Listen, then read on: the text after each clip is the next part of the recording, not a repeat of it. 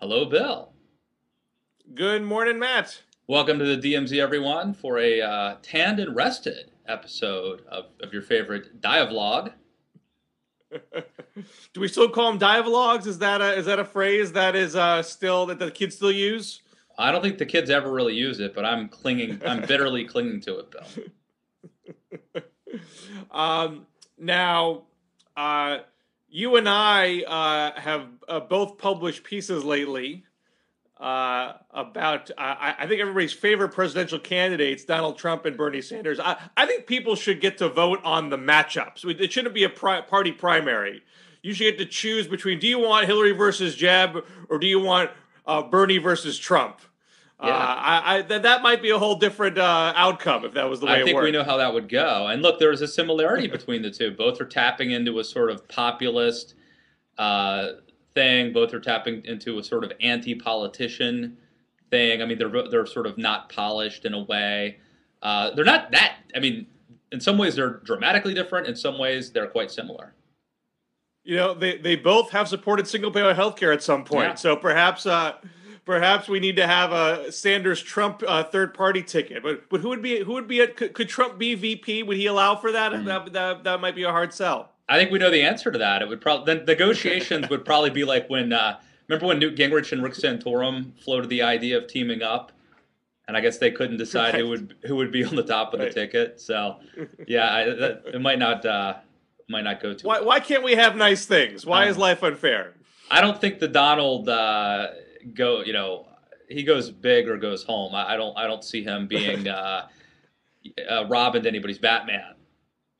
The two things, we both have these pieces of, you have a piece of the Daily Caller, why Trump should be allowed in Yeah. the debates, and I have a piece of Politico about how Bernie can't just be Bernie and expect to win the nomination. I feel both the reactions to our pieces are proof that people only read headlines. Yes, I can definitely tell you in the case of mine, at least a few people think that I'm now like a big Trump supporter when 80% of the piece is bashing Trump and essentially argues that, he would become a martyr. I mean, look, he's polling in second place in some national polls and early state polls. So I don't think you can exclude him without, there being a huge backlash. That's my take, but somehow that means that I'm now a huge Trump fan.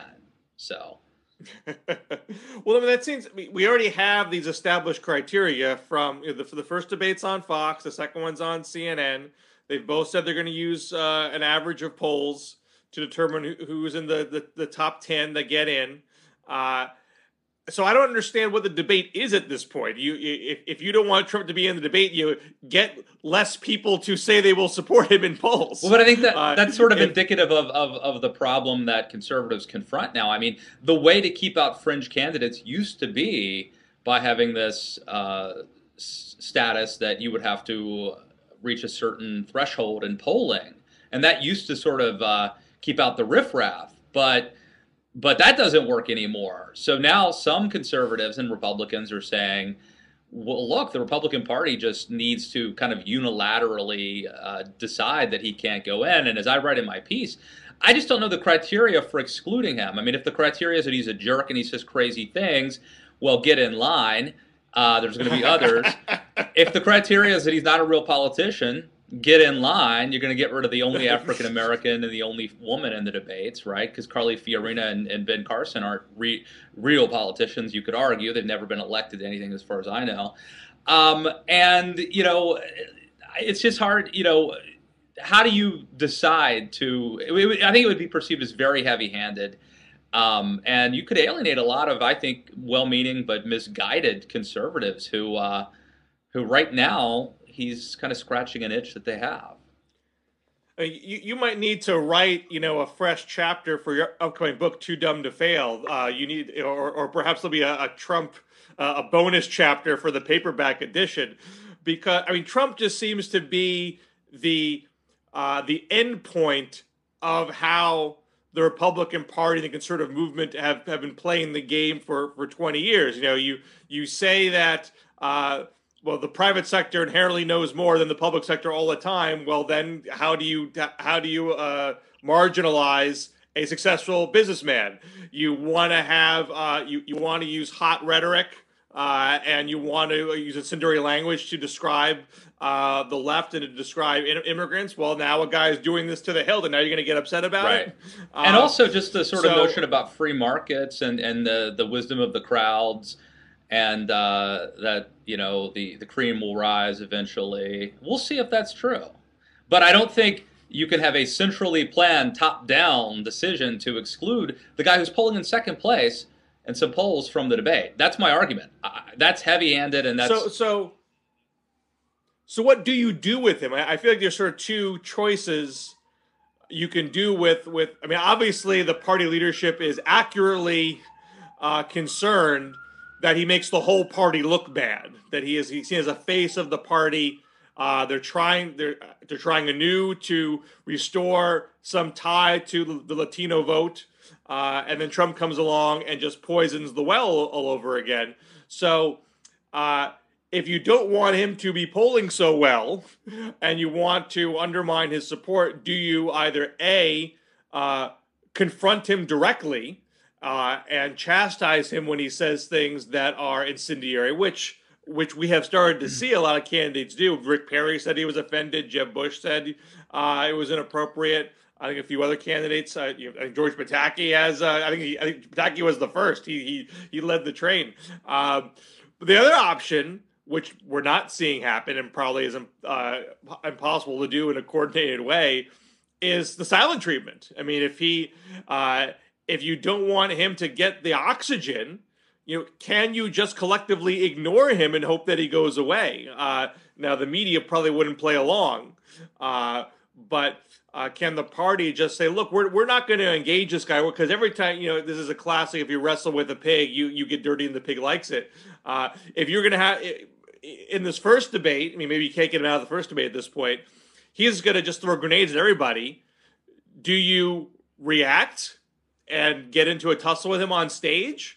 Or does everyone just ignore him and to treat him like he's the disruptive child at the kids' table, and everybody and the adults are going to have their real debate now, and we'll forget about him? Well, that's a good question. I remain hopeful that that eventually he exposes himself. That you give these guys enough rope and they hang themselves, like sort of like McCarthy ultimately did. Of course, it takes time sometimes, and the process could be quite ugly in getting to that point. But I just don't think you can exclude him from the debates. I would hope that the Republican candidates would have the courage to condemn when he says horrible things. So you want to see a frontal challenge. You want to see them say, Trump, what you're saying about immigrants is horrible. Yeah, it's bigoted. That this is not the way to solve the immigration problem, and you don't represent the true conservative values this party stands on. You want to see that confrontation happen in the debate or in some other setting. Well, I thought about this last week, Bill, and you brought up this question last week, and I was a little hesitant, but I've thought about it, and I think that this could be an opportunity, a sort of a Sister Souljah moment. And I think that, look, if Rubio or Jeb Walker doesn't look like he has any intention to take any bold stands anymore on this kind of issue. But if Kasich or Kasich or Bush or Rubio can't stand up to Donald Trump in a debate and call him out, then maybe they can't stand up to Iran. Maybe they can't stand up to Hillary. Not to compare those two, because. But that is a line that conservatives always say: if you can't stand up to X, how can I trust you to stand up to Y? Right. Well, here's your classic political bully. How are you going to deal with him? Yeah, and maybe this is an opportunity, right? I mean, we see it as a challenge and a problem, but maybe Jeb. Or maybe this is what it takes. Maybe Jeb shuts down Trump, embarrasses him in a debate, and arises as sort of a hero who, the first guy since Bill Buckley to be able to effectively write somebody out of the conservative movement and have that moral authority. Maybe it's Rubio. I don't know who it is, but maybe this is as much an opportunity as a challenge. And if they're afraid to do it, or if they can't do it, then maybe they don't need to be president. So that's kind of where I'm at right now on this, a week later, after you asked me about it. Now, and I think I generally agree with you. I think if you're a Jeb Bush, you're trying to say, I represent a more modern Republican Party. I mean, obviously, Marco Rubio also uses that kind of language. We're going to be an inclusive party. We believe our conservative values appeal to all sorts of people from all backgrounds and walks of life. You have to live out those principles, and if someone is campaigning that's antithetical to those principles, that you then have a some obligation to call it out. I guess the risk here is that when you got 17 candidates, which is where we're at right now, assuming Scott Walker and John Kasich jump in this month, which they have already set their announcement dates. Presumably they will. And Jim Gilmore, the former governor of Virginia, who actually ran the last time round, is now doing it again. So that makes it 17. I think Larry Sabato said that this is an official record for nominees for one party. It's not going to take that much to win a primary. You could win with over maybe around 25%, which, I mean, even smaller fields have had contests won with 25, 26. Maybe you can get down to 20 if no one really breaks out. So the more you build Trump up by making him your foil, you risk all that. If that entire anti-immigrant vote goes to him, but maybe that's good. 20%. Let's say you're Jeb, right? Let's say you're Jeb and you engage in a fight with Donald Trump, and your calculus proves to be true, that this inflates Donald Trump and actually helps him. Isn't that good for Jeb in the long run? Isn't it good? Because what it does is it means that Donald Trump crowds out Ted Cruz and Scott Walker and other candidates, Carson, say. And maybe that's good for Jeb. Maybe he's setting up, maybe you want to set up Trump as the foil, knowing that the party ultimately would never dare nominate him as the president. So maybe in the long run, it's a smart strategy. Sense. Yeah, when I wrote my piece about how it's going to be Hillary versus Jeb, part of that argument was that I find it implausible that the anti-Jeb conservatives could consolidate around a plausible candidate. In theory, that could be a Scott Walker. He would have the best shot of being that person. But the likelihood was that conservatives would gravitate to others, as they usually do, and dilute their own electoral power. And so if you're Jeb, making Trump your foil, absolutely, because Trump's going to have a natural ceiling. He's never going to hit 40. Right. So, yeah, it's completely in Jeb's interest to do that. And I guess when you think about it that way, why isn't he doing it more? Perhaps he's just waiting for his moment, at that first debate to really lay in on him and make this Jeb versus Trump. Maybe that's what he's doing, and it could be smart. And I think the way to do it is to go on the offense, right? You don't want to wait for Trump. You don't want to respond to Trump. You want to during your opening remarks even just sort of turn to him and say and let me just be frank. There's somebody on the stage tonight that I don't even think belongs here because I don't think he represents those conservative values. And Mr. Trump, whatever. You can say what you want about me, but don't you ever say anything about my wife. You're not even suited to be on the same stage as her. Yeah, I mean something like that. You realize how many people actually got that reference? You got the reference. Nobody else out there did. Well, I got the reference because I'm old. I take it back. I take it back. I bet you that the people. This is a very self-selecting group of people who watch Blogging Heads. The very smart, but the average person. But a lot of youngsters out there are Matt Lewis fans. You're hip with the kids. Oh. They might not have seen those final Bill Clinton Jerry Brown debates in 1992. They were. Well, regale us with the story since I brought it up. Well, that's in 1992. Jerry Brown. There was a point where Bill Clinton basically had the nomination locked up, but but Jerry Brown won a primary in Connecticut after Clinton won New York. If my chronology is correct, maybe I'm mixing those two states up. I remember Jerry Brown won Connecticut, and that sort of punctured Clinton's inevitability, because after Paul Tsongas dropped out, it seemed like Bill Clinton's path was pretty clear. I think Jerry Brown went to Connecticut, so then they had to kind of play out the string, and it got increasingly acrimonious where Jerry Brown was leveled sort of the initial attacks on Hillary and her work in Arkansas, and that's when Bill Clinton said the things that you said, is that to shut that down and make the retort very personal, and that made sort of Jerry Brown look like the heel and kind of and sucked his oxygen out.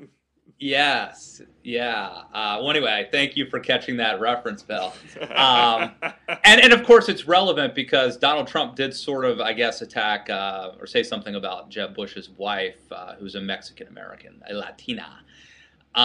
So anyway, he retweeted something somebody else said. Oh, okay. And I believe he then deleted the tweet. I think he did. But then a spokesperson defended the retweet. So Jeb Bush could totally use that as a similar put down. Would probably be very it would probably be the signature moment of the debate, and be a clear win for Jeb. Well, speaking of wives, I know we were going to talk Bernie, but I'll do a segue here. Speaking of wives, Bill, there was a story this week about Scott Walker's wife and kids, and I think Walker, who I guess is set to announce next week, he's got some challenges. There's a Dan Balls piece in the Washington Post. Clearly, he is doubling down. Everything's premised on him winning Iowa, and I think that explains all you need to know about him. But there's questions about his stance on immigration, about where he really is on that. There's a conservative revolt against a staffer that his super PAC has hired, and I wrote this piece about how social conservatives perhaps should be a little concerned about the fact that his family appears to disagree with him on the gay marriage issue, which I guess didn't Walker say that he wanted a constitutional amendment or something to make marriage between a man and a woman? It's a very weird chronology where as soon as the Supreme Court ruling comes down, he comes out and says right away we need a constitutional amendment to make marriage between one man and a woman. And then a few days later, there's a big profile of his wife where who comes from a Democratic labor family. I guess I wasn't clear from the article whether she is registered as a Democrat or Republican now. But she says in the piece, it's a Washington Post piece, that she says, "I'm torn." That's a quote from her. "I'm torn on gay marriage," and then drops that their two sons were passionately in favor of equal marriage rights. And my understanding was that I think his oldest son is very conservative, and and it leads the college Republicans at this college in Wisconsin. So it's not like he's raised two liberal kids, as far as I know. Well, I mean, this is part of that generational thing that we've seen, whether it's Rob Portman or was it Hutchinson, who's the governor of Arkansas, whose son was pushing him over the religious the RFRA stuff, I think a few months ago. Right. This is a common thing. But look, I mean, I think whether it's the guy, the governor of Arkansas, or Rob Portman, or other examples I cited, Barry Goldwater and Ted Olson, look, if you're a social conservative who cares deeply about these issues, who actually wants Scott Walker to do what he says he's going to do, which is probably, I think, absurd to suspect that he's actually shooting straight with the people. I mean, he's clearly just trying to win over, pander to Iowa's evangelical voters, my personal opinion. But if you actually want Walker to do what he says he's going to do, I argue you ought to be concerned about the fact that his family is not on board with this. Because that is, some social conservatives I've talked to suggest that you got to look at the spouse, you got to look at the kids, that in fact the spouse is sort of a real predictor as to whether or not a social conservative will really push for social conservative policies. It's not that they're going to flip-flop on it per se, but will they actually aggressively push for it when they're in office?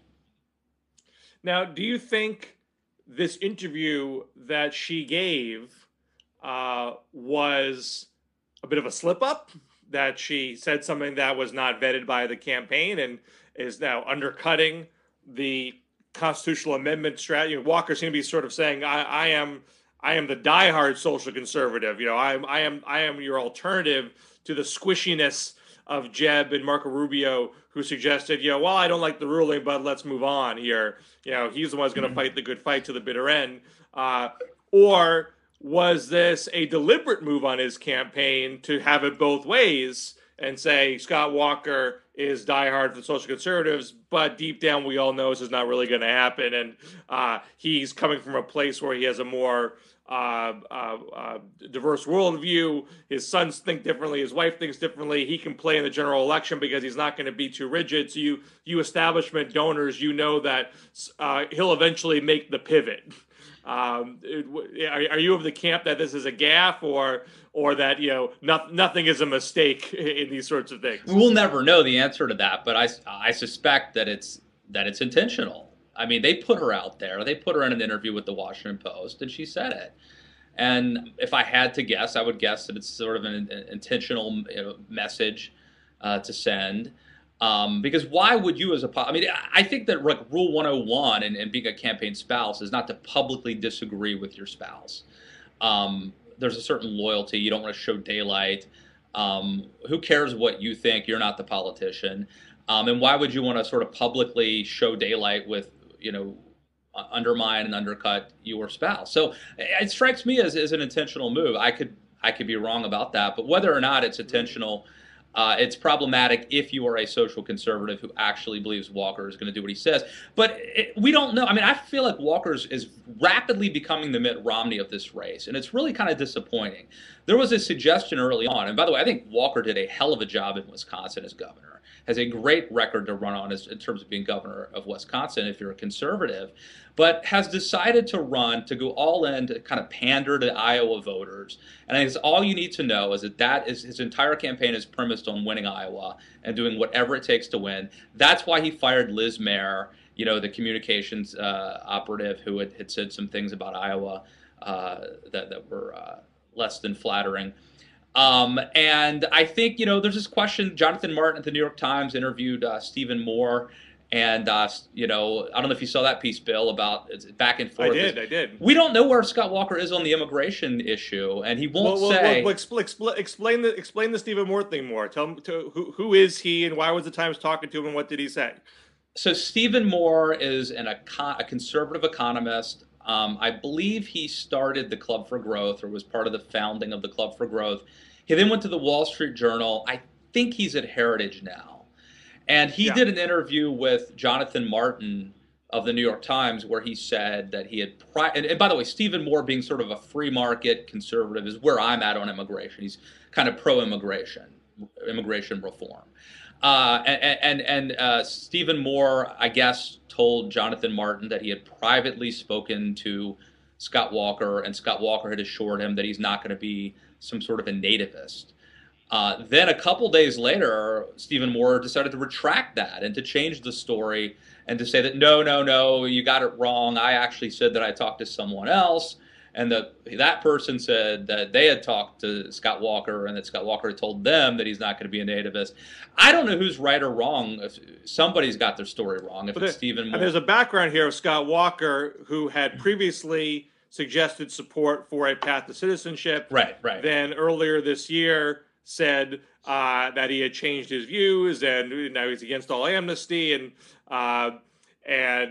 then he said that it wasn't a flip-flop because you can't have a flip-flop if you vote one way and then say another thing, and he's not a legislator, so he can never vote. Right. So this is not the definition of flip-flops.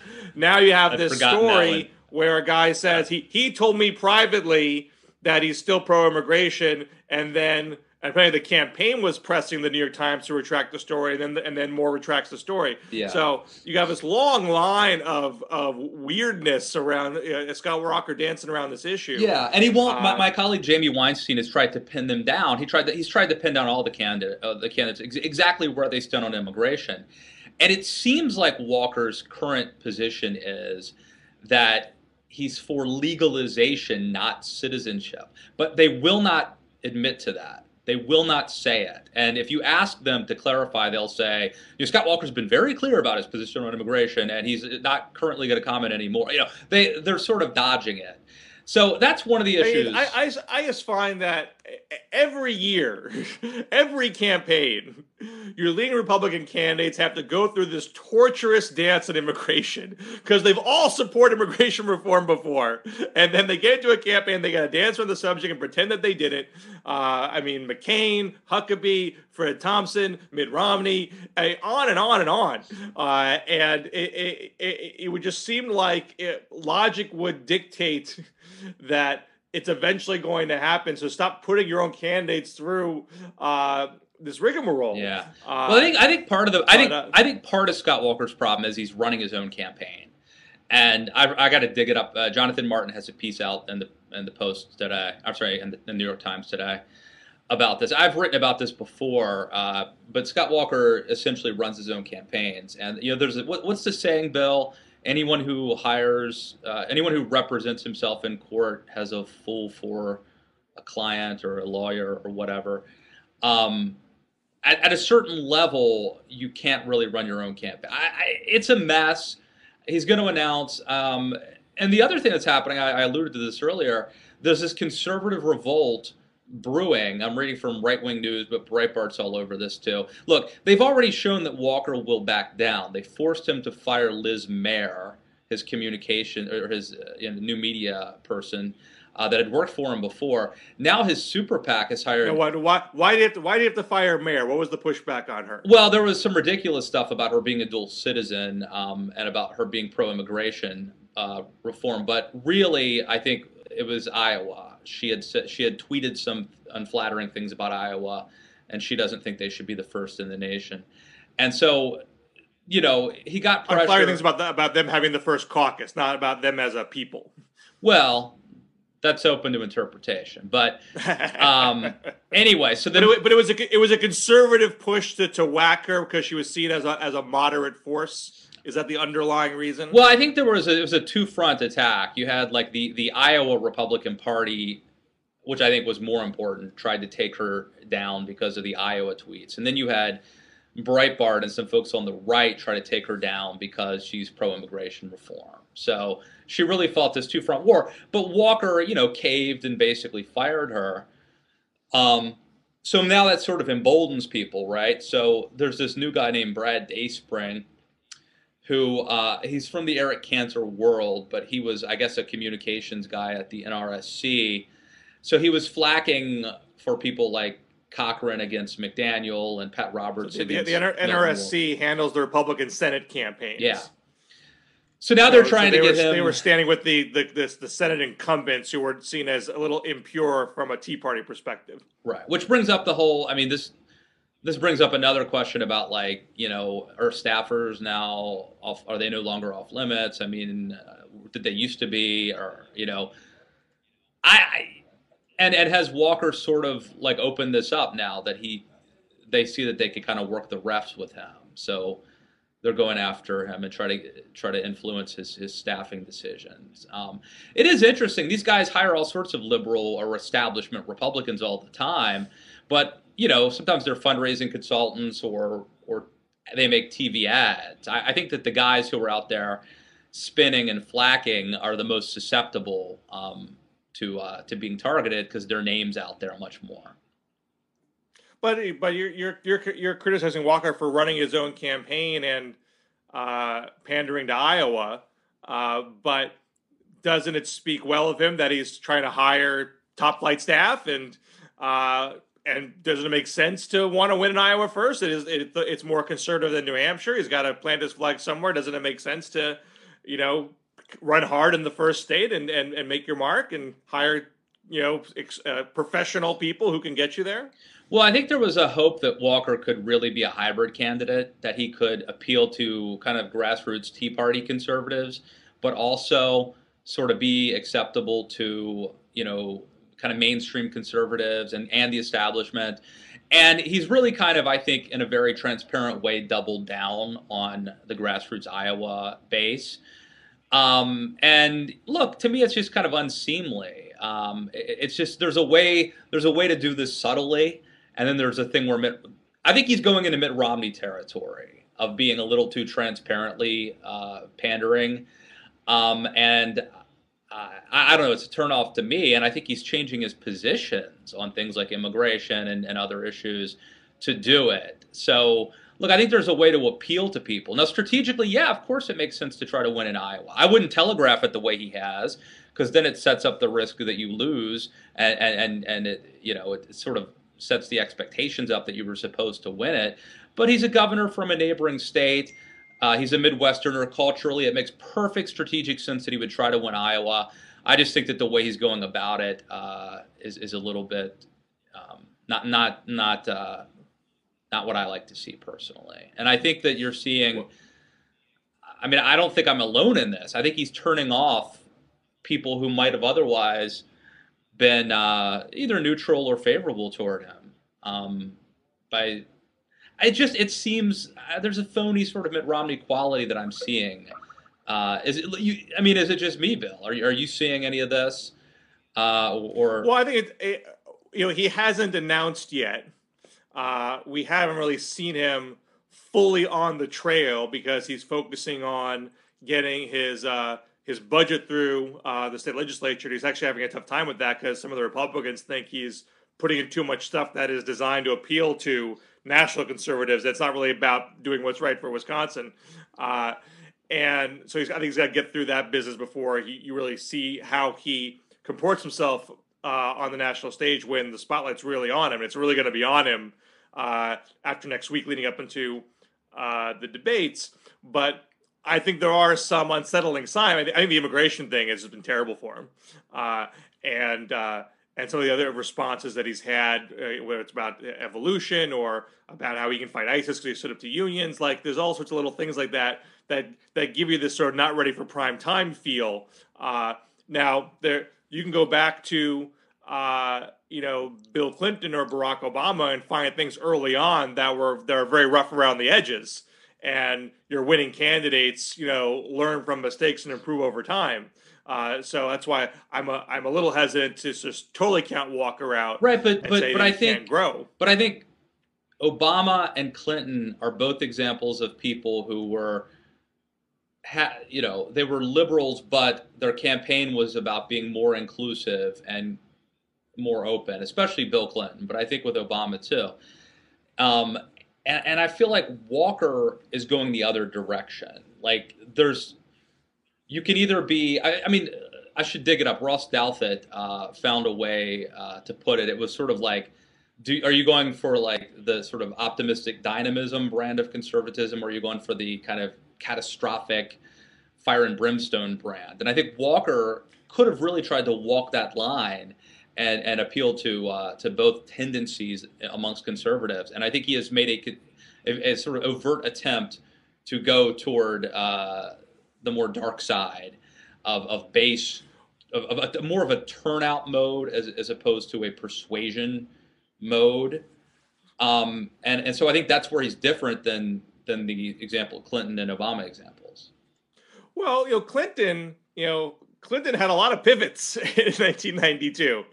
Clinton started out assuming that he had to get past Mario Cuomo, who was seen as sort of the great liberal hope in 1992 or 91 really, and he had begun to portray himself as the new Democrat, the third way Democrat, breaking out of the old tired cliches. He did a very infamous 1985 State of the Union response right after the Reagan landslide, where he begins to lay out this theme of younger, less ideological governors who are doing things differently in the Democratic Party, and then all of a sudden Cuomo doesn't run.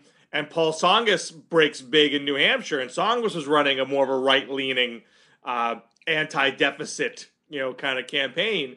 All of a sudden, Clinton had to dispatch Tsongas and not Cuomo. Clinton went, left-wing populist and attacked Tsongas for I'm tired of what's cold-blooded being sold as courageous, and calling what Tsongas was doing akin to Ronald Reagan. And then once he got rid of Paul Tsongas, they went back to his third way type messaging. So, your craftier candidates find a way to deal with the landscape that's in front of them. So I don't blame Walker for saying, look, my problem here is Jeb, who's running a bit as a moderate. I gotta get the conservatives behind me if I'm going to win Iowa and get rid of Jeb. But there's an elegant way to do it, and there's a crass way to do it.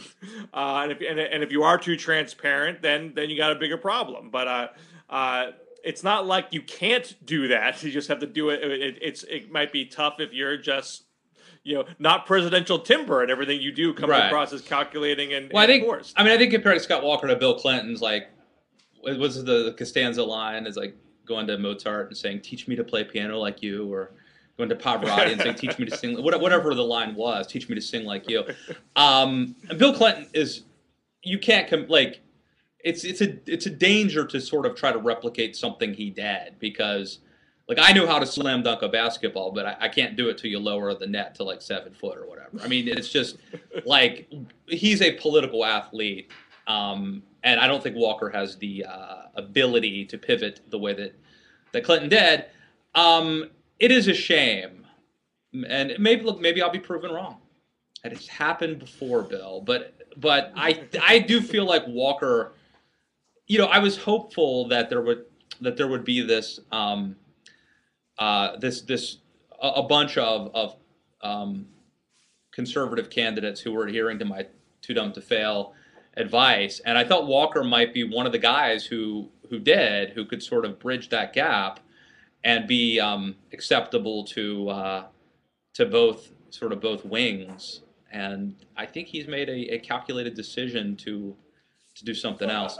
Anyway, we're almost out of time, but I want to talk to you because I have a bone to pick with you, Bill Scher. I am pissed off that you are trying to. We've finally got an exciting candidate in the race who is being himself and taking Hillary Clinton, giving her a real run for her money, and now you want him to sell out to the man and change. See, you're just reading my headline, not reading the article. No, I read the article. You're like every troll on the internet. I read every word of that article. I read your entire article, and look, you make an interesting case. Why don't you go ahead and lay out the case, and then I'll pick it apart as I did in my Daily Caller piece. So this is my piece today up at Politico. The headline is, "To win, Bernie can't be Bernie." So this is immediately being interpreted as, I want Bernie to sell out and not be himself and be totally different, and throw away his what's brought him to the dance, what's made him a hot commodity, all that kind of stuff. But I'm not arguing that he has to give up his entire platform.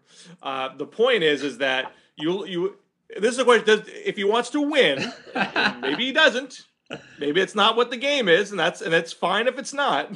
But if he wants to win, you look at what other liberal insurgents have done, and this gets into what Scott Walker's trying to do, and what others have tried to do in the past.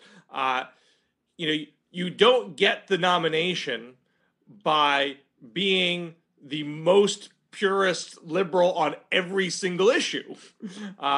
When you're running at the presidential level, even base voters want to see some evidence that you're going to be general election material. You got to bend somewhere to when the attacks come. People want to see how you deal with that. And in some matters, you take it head on, you stand your ground, you fight for your position. Other things that are harder to defend, you cut them loose. Barack this is Obama. The same old inside the Beltway thinking that has ruined the Democratic Party. Well, it's the same old thinking that let's go win elections. Look, there's a reason why we have President Obama, not President Kucinich. Obama is the most liberal president we've had since Lyndon Johnson, And he took several very bold liberal stances in the primary in 2008. But when he was asked, do you support gay marriage in 2008, even though he had said it in the past, He danced around it and suggested that he didn't. When he was asked about, past comments about supporting single-payer health care, he cut that loose too and said that's not, well, in an ideal world, maybe we could do that, but we got to deal with the world we have today, and that transition's not going to work. Yeah. And that allowed people to say, okay, this guy is not going to just go down in flames as an ideological purist. He's going to play the game. And he did that in a way that made people think that he was not going to sell out on everything, that he had core convictions. There's things he was committed to, things that he was campaigning on. He was campaigning on his version of healthcare reform. He was campaigning on his more dovish foreign policy. He put a lot into saying he was going to direct diplomacy with Iran and North Korea. He took a lot of flack from Hillary and from a lot of the pundits about that. So it's not like he was just giving away the store left and right. But you had to bend somewhere. So Bernie. And you look at, say, Howard Dean in 2004, and granted, Dean didn't win any contest at the end of the day, but they certainly had a hell of a ride, in the second half of 2007, where he was the front runner and did raise more money than everybody else. He did go beyond just being, an ideological hobby horse. His pollsters knew that his initial burst of support came from his very strong stance against the Iraq War. That's what made him stand out. But if they wanted to grow his support, he had to play up his more moderate elements of his governor's record, particularly his stance on balanced budgets, which he did, and that Kucinich was running that campaign too. There's a reason why Dean broke out and Kucinich didn't, because Dean had those other elements of his candidacy. So Bernie, I think, is probably, based on what he said, he's going to run on single payer health care. He's going to run on raising the top tax rate above 50%. He has a infrastructure bill that would cost $1 trillion. These are things that are probably too much to bear, even in a Democratic primary. And he can't just renounce them outright. You got to be creative about your pivoting when you reach this level. You might say, well, I want $1 trillion infrastructure bill, but if Republicans are willing to meet me halfway, we'll talk. And sure, I want to get to single payer health care, but first and foremost, we got to make sure Obamacare works well. There's things you can say to indicate flexibility without just total flip-flopping if you are really trying to win and are creative about it. And the question is that what Bernie's trying to do? Or does he just want to push the envelope on every front to see how far he can change the discourse and shift the center of gravity of politics, which is perfectly admirable if that's what he wants to do. It's just not a strategy for winning. Okay, so you're setting up this binary choice, which is either Bernie wants to win and he does what you say, or he wants to influence the debate, which is, or would stay the course. But I would submit that when you are an insurgency, the last thing you want to do is fight a conventional war. You benefit from being an insurgency, especially for as long as you can. And I would say two things. One, Barack Obama was always a mainstream candidate. He always had mainstream potential. Bernie's entire brand is premised on him being this way. And so for him to change undercuts his raison d'etre. The other thing I would say is that, well, you brought up Howard Dean, right? I don't know that that's a great example, because I feel like Howard Dean was doing better before he tried to go mainstream. And that, the worst day of his, next to the Scream, the worst day of Howard Dean's campaign was probably the day that Al Gore endorsed him in December of 2003. I mean, I think that Howard Dean was exciting and energetic as long as he was the insurgent, and that when he attempted to pivot and to become a more mainstream candidate, he wasn't able to sustain it, and obviously he did not become the nominee. So I think almost that example proves my point, not yours.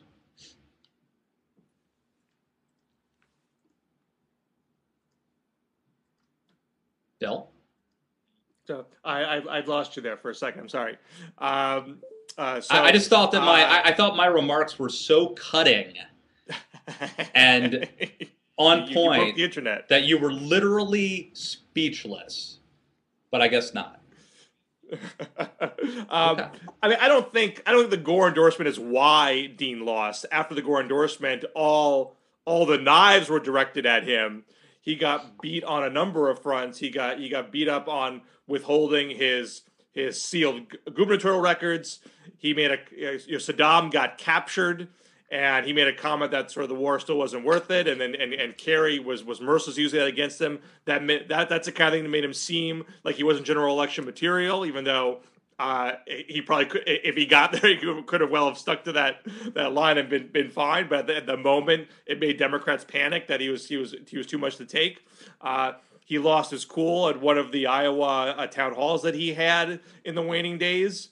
And the ground game, ended up being a lot of hot air. So there's a lot of reasons why that didn't work out. But I think the proof still is he definitely went beyond being your typical insurgent for a good long while.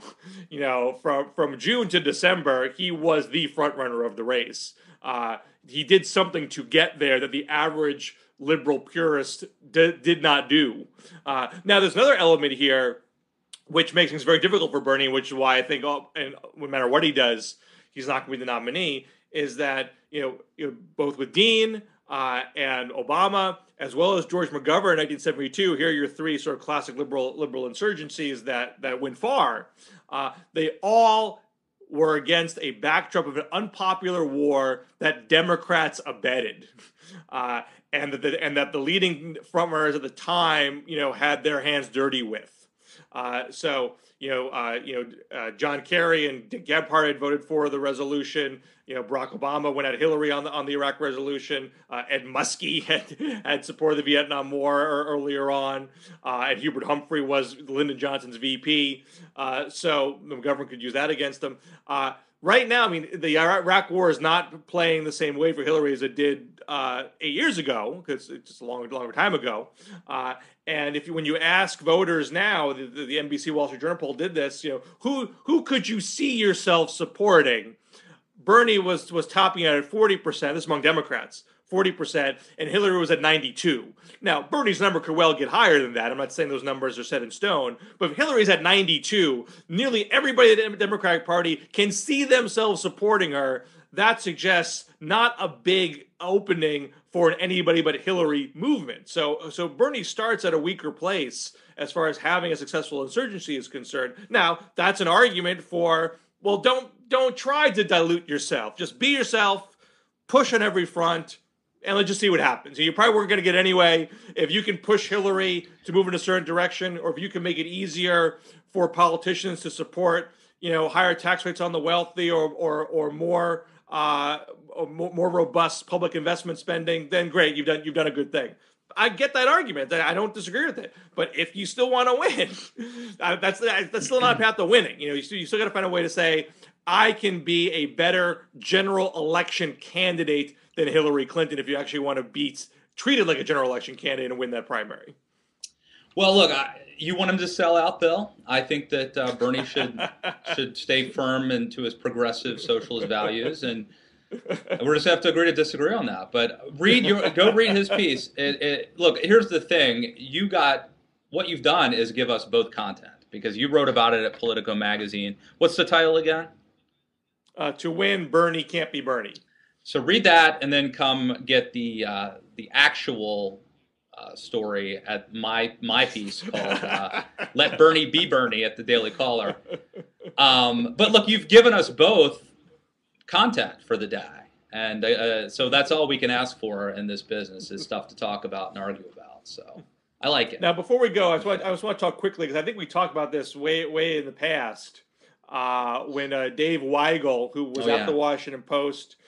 He was hired to cover the conservatives. He was going to have his own blog and cover the conservative movement. He was seen as someone who had conservative sympathies, libertarian sympathies. But then there was this leak of the listserv journalist that I think was it Daily Caller or was it Breitbart that dropped that? That was the Daily Caller. So the Daily Caller broke that story.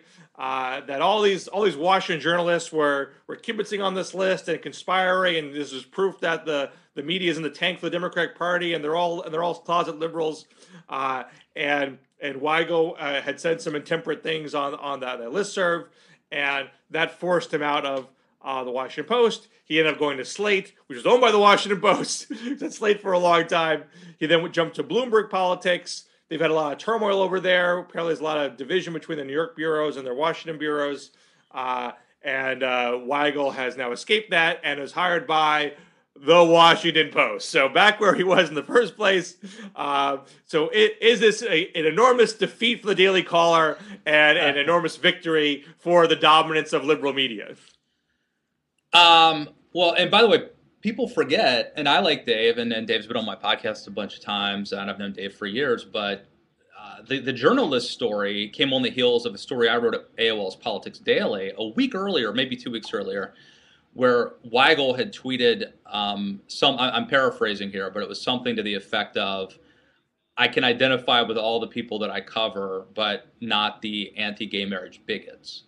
So he was being the Washington Post reporter, blogger, conservative blogger, covering social conservatives and referring to people who favored traditional marriage as bigots. So I wrote about that. I think that probably started, what's up with this? And then the journalist story comes in, the Daily Caller. I don't think the intention was to ever get Dave Weigel fired. I mean, I'm sure there were some activists out there who were pushing that. The journalist story, there were a bunch of people that were caught up in that. But Weigel, I guess, being at the Washington Post, being fairly new there, and coming on the heels of this other thing that I wrote about, ended up. Now, the funny thing is, he ended up going to Slate, which is like owned by the same company that owns the Washington Post. And I think he really flourished there. I think he did a really good job at Slate. That's where I probably liked him best. I thought it, in a way, was good for him that I think he did better work at Slate than he did at the Post. And then he went to Bloomberg. They've got some issues, apparently. Maybe it's not the best environment over there, reportedly. And now he's back to the Washington Post. And I think most people, it's been 5 years, Bill. I think most people are like, look, let's let bygones be bygones. We believe in second chances. And he's no longer going to be the conservative blogger. He's going to be a political reporter. And I think I've only seen like one person who's kind of being critical of this on the right, but I think most conservatives that I see have been congratulating him on this hire. It has been 5 years, and we wish him the best. Clearly at the Post. And by the way, the Post now see him the as Post someone ramping who up. Plays fair. I'm sorry. Do conservatives see him as someone who plays fair now, and then that perhaps what was on journalists was not necessarily indicative of how one carries him or herself as a reporter? Well, I think a couple things. Number one, let me just say that Post is really ramping up. Looks like they're doing some great stuff. It's exciting. James Hohmann went over there recently from Politico. They've kind of got a murderer's row. Really, it's exciting to see what they're doing. And Weigel, I think, is the latest addition to that. I think that, I think that the problem is, he was before, the suggestion was that he was going to be a conservative covering the conservative movement. And that was not correct. He was, it was a disservice to him to sort of frame it that way. And I think that it's more appropriate now that he'll be in this political reporter role. And I think people now it's going to be more like truth in advertising. People are okay with it. I think that the problem was the sort of framing of what his role was going to be before. And I think he's sort of redeemed himself and proven himself. And, there are people who do things and are immediately welcomed back in. And I think Dave, I don't want to say he went to the wilderness because he landed fairly nicely at another Washington Post-owned company. But I do think that he 5 years is a long time to be away. And anyone who's sort of still holding a grudge over that probably needs to get over it. Well, let's leave it on that note. Always good to talk to you, Matt Lewis. Well, good talking to you, Bill.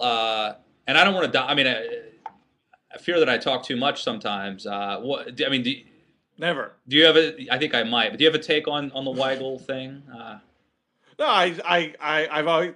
I think I did good work at the Post before. It's going to do good work again. I always thought it was a bogus hit on him to fire him over his private emails.